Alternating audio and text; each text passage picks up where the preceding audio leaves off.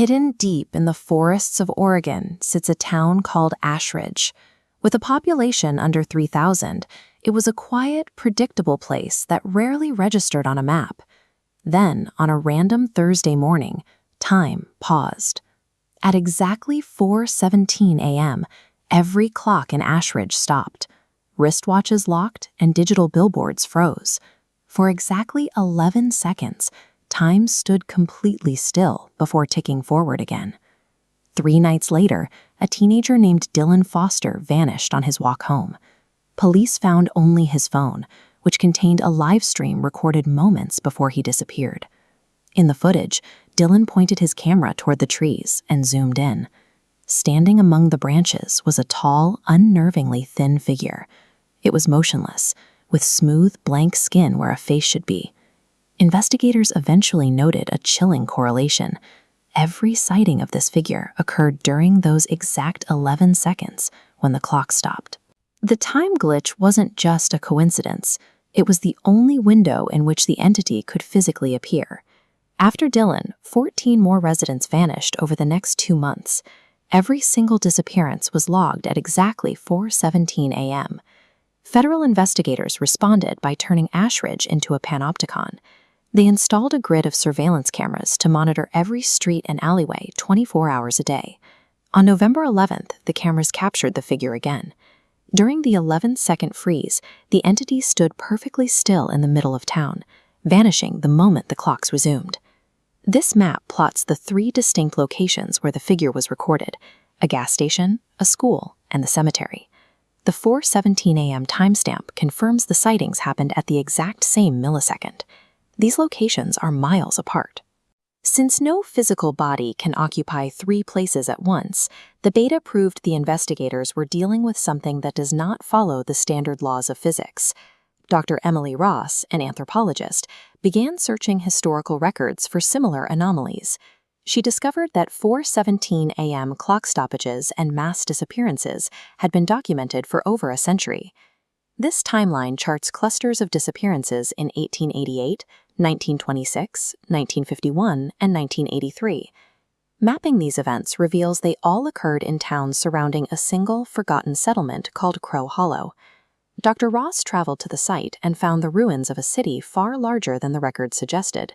Hidden beneath the forest were massive stone foundations belonging to the original 1811 settlement. At the center of the ruins, she found a stone marker dated October 17, 1811. Below the date, someone had carved a single sentence: "The door opened." Shortly after the discovery, Dr. Ross received an untraceable email. It contained a direct warning: "He knows your face now." The discovery changed the nature of the investigation. The events in Ashridge were not an isolated incident, but the latest cycle in a breach that began in 1811. As Ashridge was evacuated, a 17-year-old named Sarah Whitmore reappeared in the forest.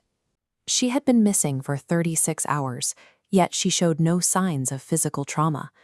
Sarah described being taken to a place she called the Silent City, a landscape of endless streets beneath a starless sky. She claimed thousands of faceless people walked there in silence, all revolving around a central tower and an occupied throne.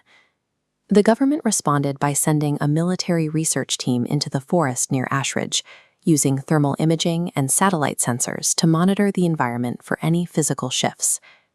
During the next 4:17 event, the thermal map showed something impossible. A massive, defined square of the forest simply blacked out. The sensors reported a total absence of heat and matter in that area. When the 11 seconds ended, 6 members of the research team were gone. The survivors were found in a catatonic state, whispering that they had seen a face they weren't supposed to see. The thermal void suggests that during these events, the physical environment is being displaced. The matter in our world is being replaced by the matter of the Silent City.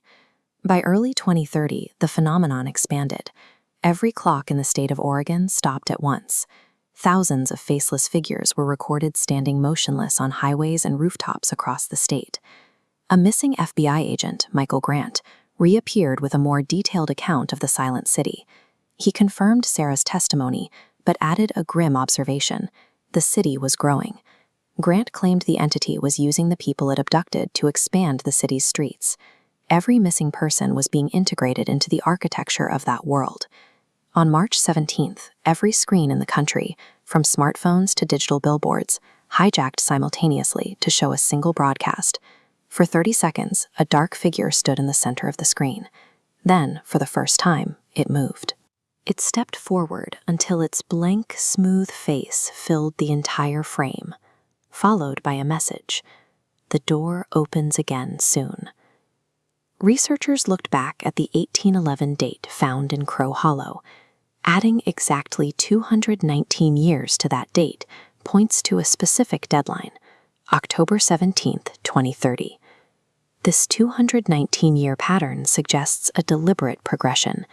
Each historical disappearance and each timed freeze was a step toward a final, permanent connection between the two realities. On October 17th, 2030, the countdown ended. At 4:17 a.m., every clock on Earth stopped. The pause lasted for 10 minutes. During that time, billions of people reported the same vision: the endless streets and black towers of the silent city appearing in the sky above them. In the center of that vision was the tower Sarah and Michael had described, but the figure that had occupied the city for 2 centuries was gone. The throne sat completely empty. Quietly. When the clocks finally resumed, millions of people were missing. The empty throne confirms that the entity is no longer watching from a distance. It has finally moved from its world into ours.